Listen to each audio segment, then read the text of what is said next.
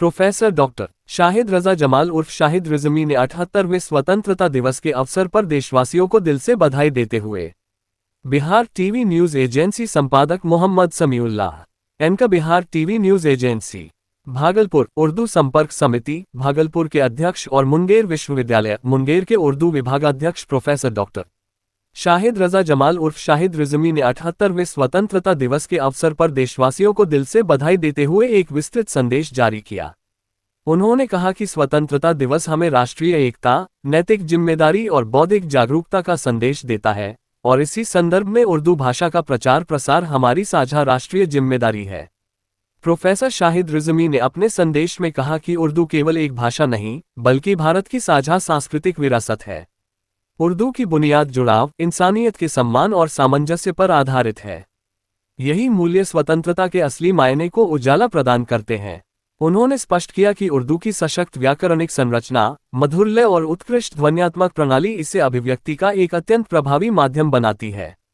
उर्दू के वर्णमाला क्रम, स्वरों की मधुरता और ध्वनियों की संगीतात्मकता मिलकर ऐसी संप्रेषण शक्ति उत्पन्न करती है जो सीधे दिल तक पहुंचती है। प्रोफेसर शाहिद रिजवी के अनुसार कोई भी भाषा तभी जीवित रहती है जब वह लोगों के दैनिक जीवन का हिस्सा बने। हमें उर्दू को घर, बाजार, कार्यालय और विद्यालय हर स्थान पर प्रयोग करने की आदत डालनी होगी। भाषा को जीवन से जोड़िए, यही असली प्रचार है।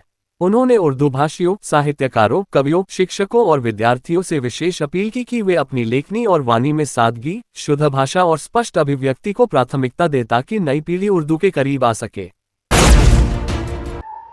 जश्न आज़ादी के मौके पे तमाम हिंदुस्तानियों को, अहले वतन को, अहले रियासत को और बिलखुसूस तमाम अहले उर्दू को बहुत बहुत मुबारकबाद कि हम हिंदुस्तान की आज़ादी के इस मौके पे ये अहद करते हैं कि हमारे मुल्क की आज़ादी सलामत रहे और हमारे हुकूक और हमारे फ़राइज़ सलामत रहें, क्योंकि हुकूक हक के साथ साथ फ़राइज़ भी साथ साथ चलती है। हम तो अपने हक की बात करते हैं लेकिन फ़राइज़ से गाफिल हो जाते हैं। लिहाजा ये आज हमें इस मौके पे ये हद करना चाहिए कि हक के साथ साथ अपने फ़राइज़, अपने ड्यूटीज़ को भी मलूज़े खातिर रखें, क्योंकि इससे ही मुल्क तरक्की के रास्ते पे गामजन होता है।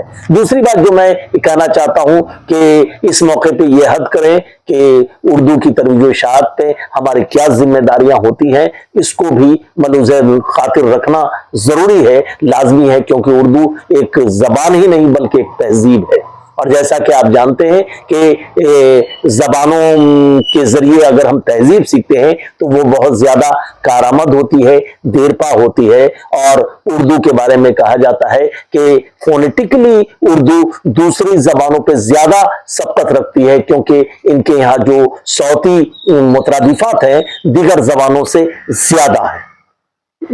और एक और बात आखिर में मैं ये कहना चाहूंगा कि उर्दू राब्ता कमेटी, जिसका मैं सदर हूं, उस कमेटी के जरिए, इस तंजीम के जरिए हम मुख्तलिफ तंजीमों के दरमियान राब्ता कायम करते हैं और ऐसे इस तंजीम के जरिए मुख्तलिफ प्रोग्राम, सेमिनार, सिंपोजियम, मुशायरे, इजाजिया और मुबाहिसे मुनक्किद करते हैं। और आपने देखा होगा कि गुज़श्ता एक हफ्ते कबल हमने फ्रीडम ऑफ स्पीच और उर्दू सहाफत पे एक मुज़ाकरा किया था, जिसमें शहर की सरकर्दा शख्सियात, दानिश्वरान और अहले उर्दू और बिलखुसूस सहाफ़ियों को मदऊ किया था, और जिसके बैनर तले एक बहुत कारआमद मुज़ाकरा मुनक़्क़िद हुआ था और जिसकी पज़ीराई अहले उर्दू और अहले रेशमी शहर ने बड़ी पुरतबाक अंदाज में उसकी पज़ीराई की थी।